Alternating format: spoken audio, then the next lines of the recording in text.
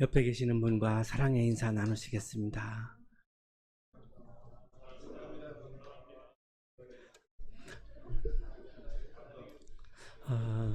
우리 성가대가 1년 동안 정말 정성으로 준비해서 내려온 찬양을 들려주셔서 우리가 너무나 많은 은혜를 받았고요. 이제 오늘 이제 마치죠. 이게 이제 해체가 됩니다. 2학년이 되면서. 그래서 해체가 아쉬운 분들은 더 1년을 좀 꾸르면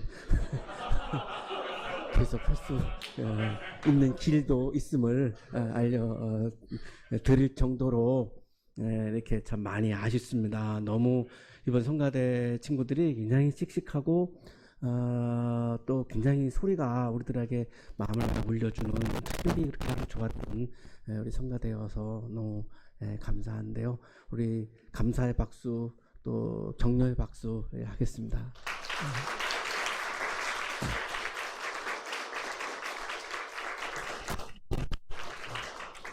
그리고 우리 지휘를 해주시는 우리 성준 씨, 연주해 주시는 우리 찬희 씨, 무보수예요. 자원봉사로. 우리 찬희 씨는 부천이 집인데 이 반주를 위해서 부천에서 매주 이렇게 오셔서 이렇게 하신 거거든요. 굉장히 아름답죠. 아름답고 존경스럽고 정말 고맙기도 하고 그렇습니다. 근데 사정이 있어서 두 분 다 이제 이번 학기까지만 이게 하시는 것 같아요. 우리 여기 많이 남으시면 남을 텐데 다 떠나니까 우리 지휘자 선생님도 떠나는 것 같은데, 우리 잠깐 일어날까요? 우리 성준 씨하고 찬희 씨하고 우리 감사의 박수.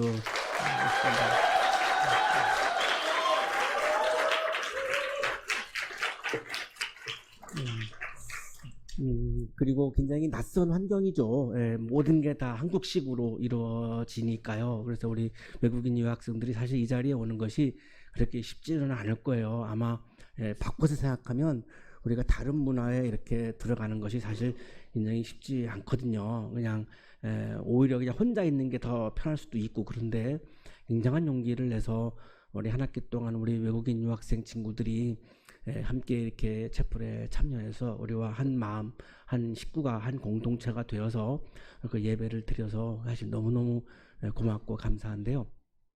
우리 잠깐 좀 자리에서 일어나 볼까요? 우리 통역하고 계시죠? 유학생, 우리 외국인 유학생 분들 좀 자리에서 잠깐만 좀 일어나시면. 고맙습니다. 격려의 박수 하겠습니다. 네.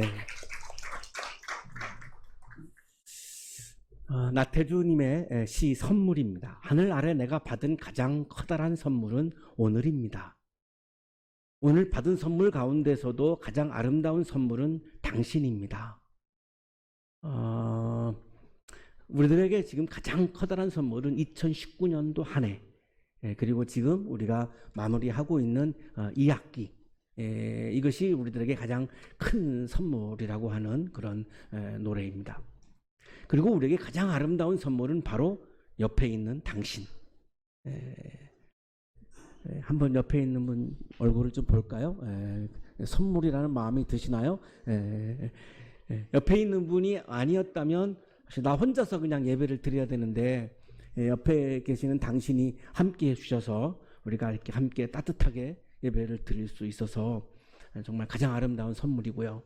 아까 말씀드렸지만 우리 성가대 친구들 한 해 동안 우리들에게 너무나 아름다운 선물이었습니다.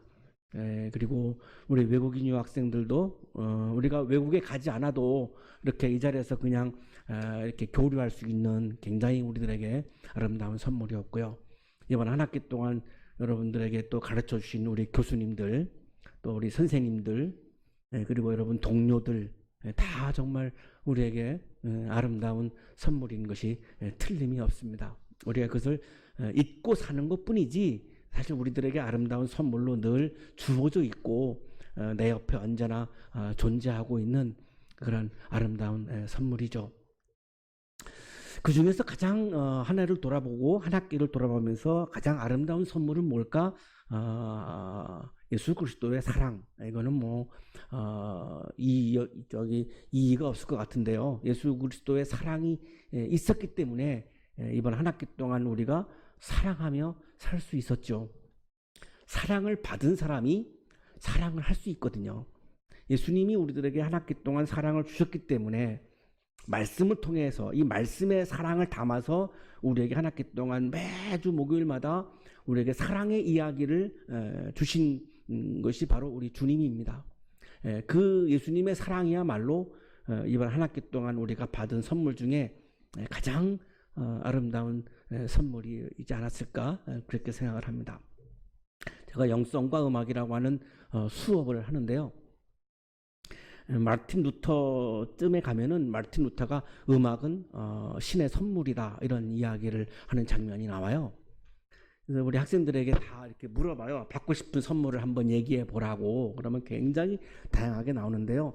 100억 그러니까 선물하는 사람은 전혀 고려하지 않는 건데요.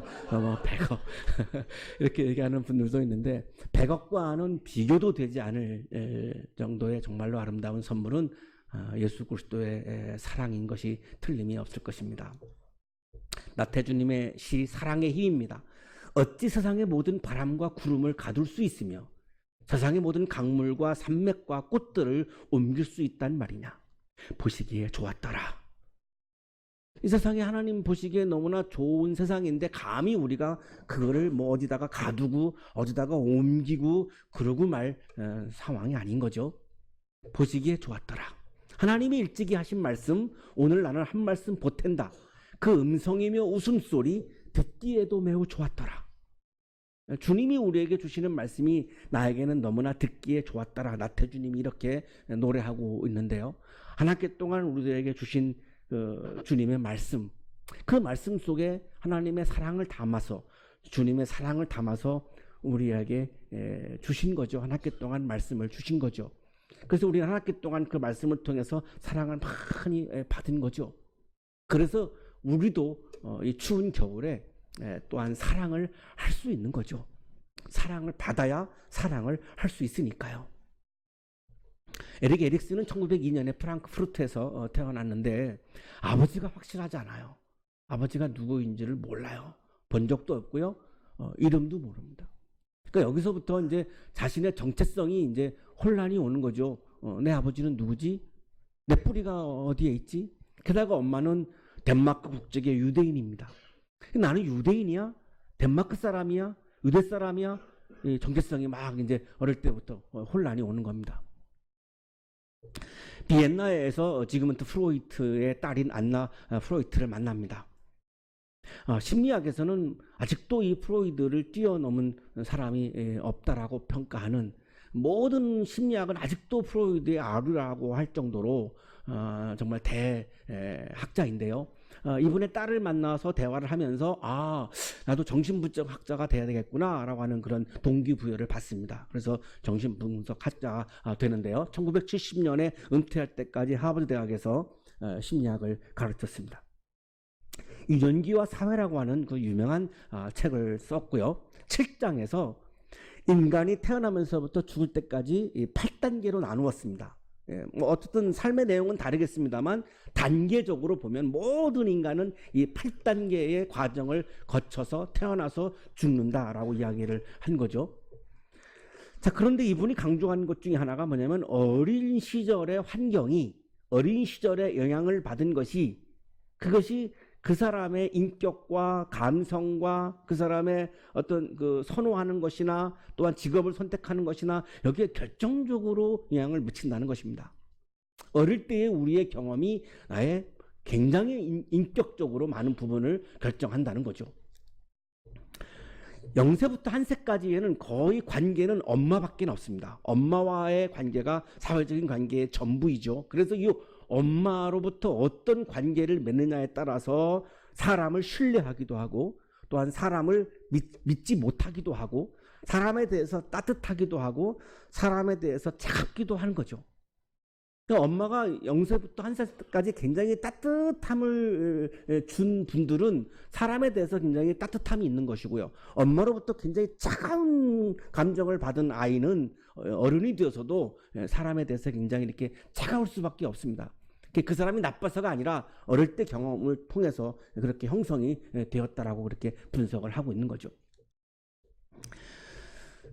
자, 9장에서 이런 이론을 가지고 히틀러의 어린 시절을 에릭 에릭슨이 분석을 해 보았습니다. 히틀러가 어떻게 이렇게 악한 사람이 될 수 있었을까? 그 어린 시절에 분명히 영향이 있을 터인데 그게 뭐였을까라고 이제 이렇게 연구를 한 거죠. 연구를 해보니까 아버지가 직업이 없어요. 그러니까 늘 술 마시고 들어오면은 그냥 가족들을 패는 게 일이었으니까요. 히틀러도 아버지한테 많이 맞은 겁니다. 그러니까 여기서 증오감이 생기는 거죠. 허구한 날 나를 아빠가 힘이 있는 아빠가 나를 때리는데 사람에 대해서 증오감이 안 생길 수가 없는 거죠. 이것이 이제 유대인들에 대한 증오감으로 번져가는 겁니다. 그리고 엄마는 굉장히 아주 따뜻했어요. 굉장히 사랑이 많으셨고 굉장히 푸근하셨고, 그래서 이 한쪽에는 아빠로부터 맞으면서 증오감이 이제 채워졌고요. 엄마로부터 사랑을 받으면서 사랑이 이제 이렇게 채워졌는데 이 증오감과 사랑 두 사이에서 굉장히 어린 시절 때부터 이제 갈등을 했겠죠. 그러다가 이 증오감이 사랑을 삼킨 거죠. 아빠로부터 받은 영향이 엄마로부터 받은 영향을 삼킨 거죠. 그러니까 증오감으로 채워진 겁니다. 이 사랑은 독일에 대한 사랑으로 발전해 갑니다. 그러니까 히틀러는 이 독일이라고 하는 자기 조국에 대해서 엄청나게 사랑한 겁니다. 그런데 이 아버지로부터 받은 증오감이 이 사랑을 삼켜버렸기 때문에 에바 브라운이라고 하는 애인을 죽입니다. 최초로 이제 사람을 죽이기 시작하는 장면인데요. 인용을 하겠습니다. 에릭 에릭슨의 이야기인데요. 히틀러의 어머니는 그의 아버지보다 23살이나 어렸다. 그 시대에 충실한 여성답게 그녀는 폭력을 휘두르는 남편을 적극적으로 옹호했다. 아버지는 술꾼의 폭군이었다. 젊은 어머니에 대한 사랑과 늙은 아버지에 대한 증오가 히틀러의 병적인 부분을 차지하고 있다는 것을 설명할 수 있으며 굉장히 공감이 가는 그런 대목인데요.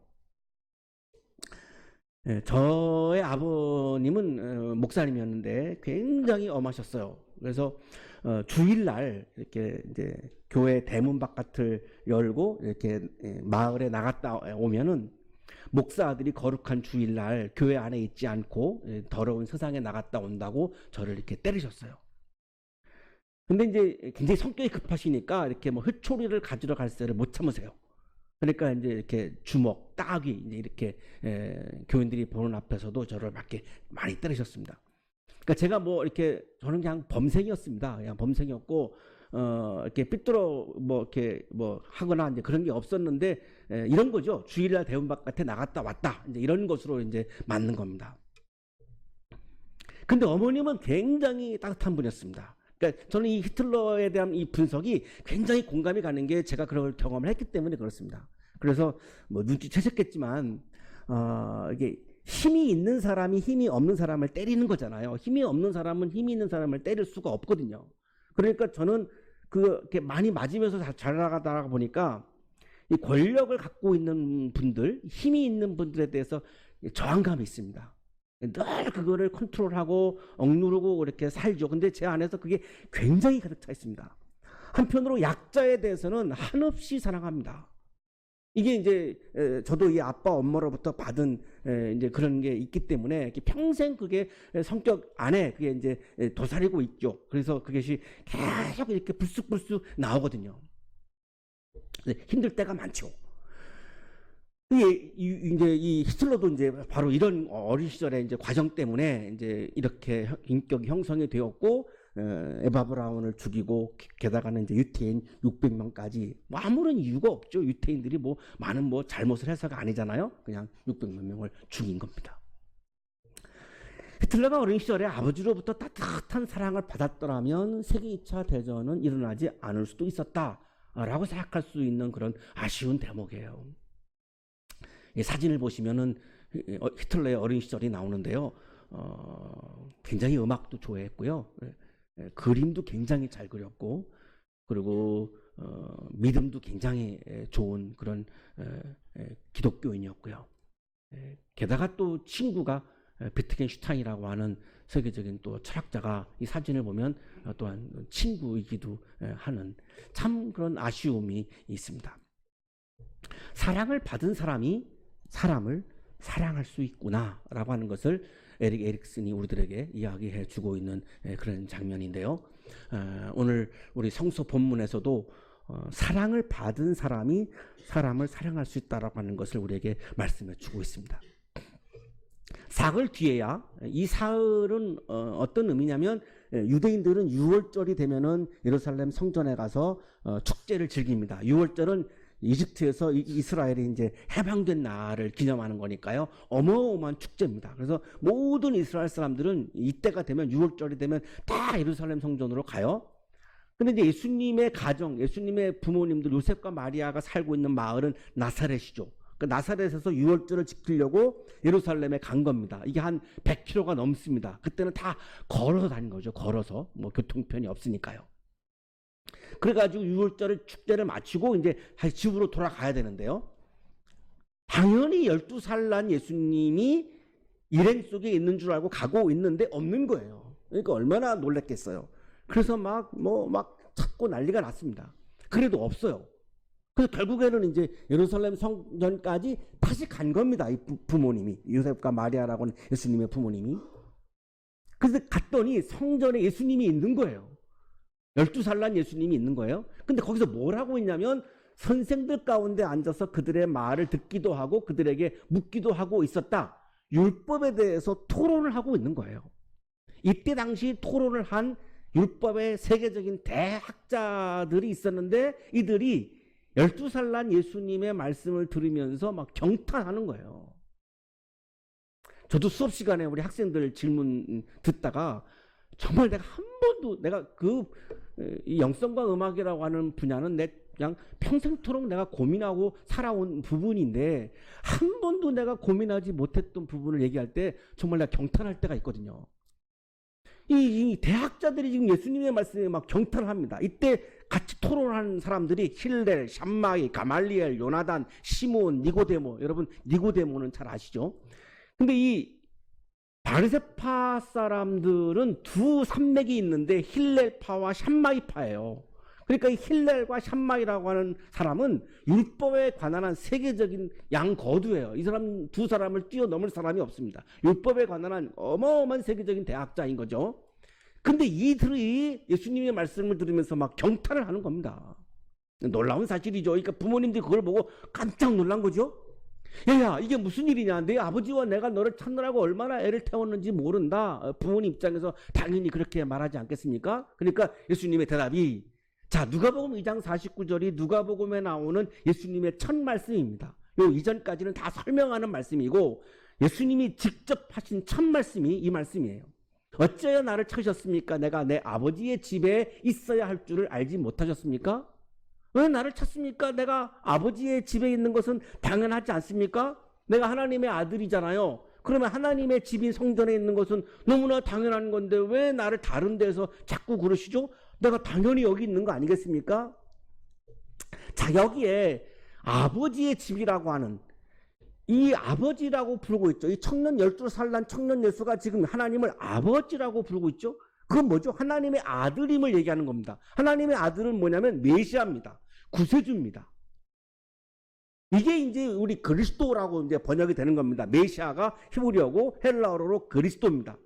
이 그리스도, 예수 그리스도, 예수는 역사적 인물이고 그리스도는 하나님의 아들이라고 하는 메시아라고 하는 의미인데 예수님이 첫 번으로 하신 말씀이 뭐냐면 내가 메시아 그리스도 하나님의 아들이지 않습니까? 라고 하는 자의식을 얘기하고 있는 거예요. 나는 누구다라고 하는 정체성이 분명했던 거예요. 에릭 에릭슨은 12살부터 18살까지 청소년기가 자아 정체성에 혼란이 온다고 합니다. 여러분 조금 전에 1년 전, 2년 전, 3년 전이니까 되돌아보세요. 막 질풍노도의 시기라고 그러잖아요. 얼마나 에너지가 막 넘쳐서 주체를 못해서 그거를 발산하느라고 뭐 방황도 하고 뭐 엄청났죠. 그때 여러분이 고민한 것 중에 하나가 뭐냐면 나는 누구인가? 내가 왜 살고 있는가? 나는 어디로 가는 건가? 내가 왜 살아야 되느냐? 내가 왜 태어났는가? 뭐 등등등 장기 정체성에 대한 고민을 굉장히 많이 했을 겁니다. 왜? 정체성이 혼란기거든요, 그때가. 그런데 예수님은 정체성이 분명했던 거예요. 내가 누구냐? 나는 하나님의 아들이야. 자, 정체성이 분명한 겁니다. 아직 성인은 아니지만 하나님의 아들이라고 하는 정체성이 분명한 가운데에서 하나님의 말씀에 대해서, 나의 아버지의 말씀에 대해서 이야기하고 토론하는 것은 내가 하나님의 아들로서 우리 아버지의 집에서 아버지의 말씀에 대해서 토론하는 것이 뭐가 이상합니까? 당연하지 않습니까? 라고 얘기하고 있는 거죠. 자의식이 분명하지 못할 때 삶에 오류가 생기죠. 내가 누구인가? 내가 그리스도인이야 라고 하는 것이 분명하지 아니하면 그리스도를 따르지 못하고 그리스도인이 아닌 삶을 살게 되죠. 자, 정체성은 여러분에게 살아가면서 굉장히 중요한 부분이죠. 여러분 지금 누구이죠? 학생이죠. 이게 정체성이죠. 학생은 뭐 하는 사람입니까? 배우는 사람이죠. 공부하는 사람이죠. 그게 1순위죠. 우선순위죠. 이게 정체성에서 나오는 거죠. 저는 목사예요. 그러면 목사는 누구인가라고 끊임없이 묻습니다. 목사는 어떻게 살아야 되는가 계속해서 묻습니다. 날마다 고민합니다. 이걸 하지 아니하면 목사답지 않게 살 수밖에 없습니다. 교회가 무엇이냐라고 하는 정체성을 묻지 아니하면 교회가 교회 다음을 잃어버리게 됩니다. 여러분이 사시면서 나는 누구인가 나의 정체성에 대해서 고민하지 아니하시면 삶의 오류의 길을 걸어가게 될 수밖에 없습니다. 그게 불행한 길이죠. 그래서 늘 물으셔야 됩니다. 나는 누구인가? 내가 학생이다. 그럼 학생은 뭐 하는 사람인가? 이걸 묻지 아니하면 자꾸 오류를 범하게 됩니다. 특히 우리 그리스도인들은 그리스도인은 누구인가? 그리스도를 따르는 사람이죠. 그럼 나는 지금 그리스도를 따르고 있는가? 계속 물어야 되는 거죠. 이걸 묻지 아니하면 그리스도를 따르지 않고 내 마음을 따라서 살아가게 되죠. 내 마음대로 살아가게 됩니다. 그건 그리스도인이 아닌 거잖아요. 이게 바로 오류가 여기서 나오는 거죠. 청년 예수는 아버지의 아들이라고 하는 정체성이 분명했고 그래서 아버지를 사랑했고 아버지를 사랑하니까 아버지의 집에 있는 것이 좋은 거죠. 내가 사랑하는 사람과 함께 있고 싶은 거고 사랑하는 사람과 있으면 좋은 거고 나는 아버지를 사랑해요. 그러니까 아버지의 집에 있는 것이 좋은 겁니다. 당연한 거죠. 그런데 부모님이 이 말의 뜻이 무엇인지를 깨닫지 못했어요. 왜냐하면 내 아들이 하나님의 아들인지를 모르는 거죠. 요셉과 마리아도 내 아들이 예수가 하나님의 아들이라고 하는 것을 모르는 겁니다. 그러니까 이게 도대체 무슨 말인지를 알 수가 없는 거죠.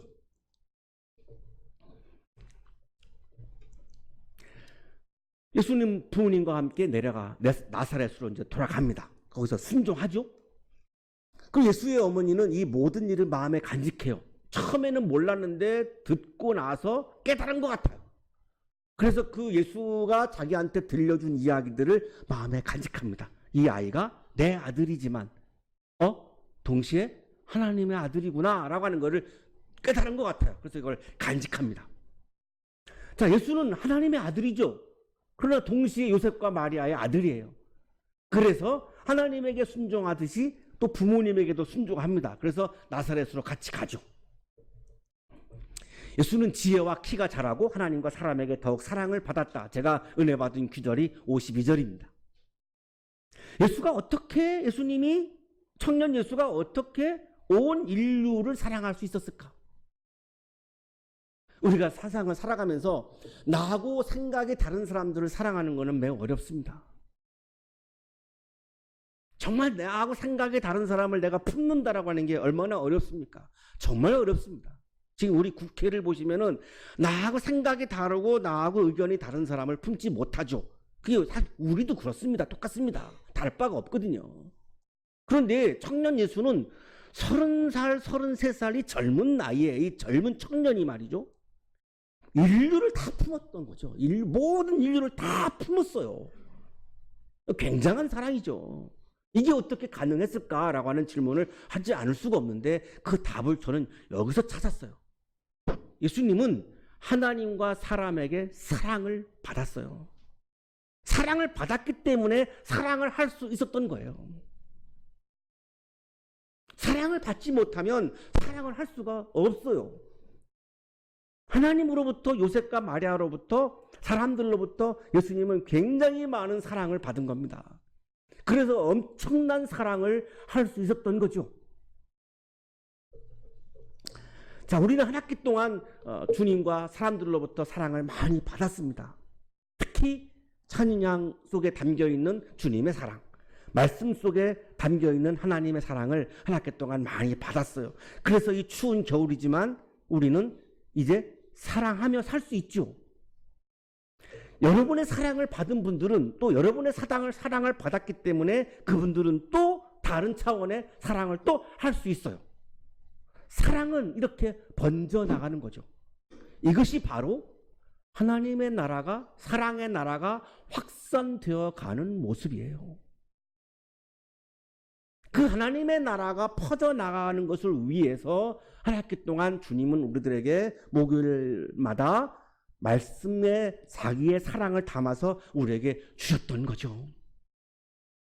그래서 우리는 사랑하게 될 것이고요. 우리의 사랑을 받은 분들은 또 다른 사랑을 또 하게 될 것이고요. 하나님의 나라, 사랑의 나라는 그렇게 계속해서 퍼져나갈 것입니다. 청년은 사랑을 받고 사랑을 하는 사람입니다. 받는 사랑, 하는 사랑, 사랑이 충만한 그런 아름다운 절기가 되기를 축복합니다. 거룩하신 주님, 한 학기 동안 사랑해 주셔서 감사합니다. 우리도 사랑하며 살 수 있도록 사랑의 영을 우리 마음에 부어 주옵소서. 예수 그리스도의 이름으로 기도하옵나이다.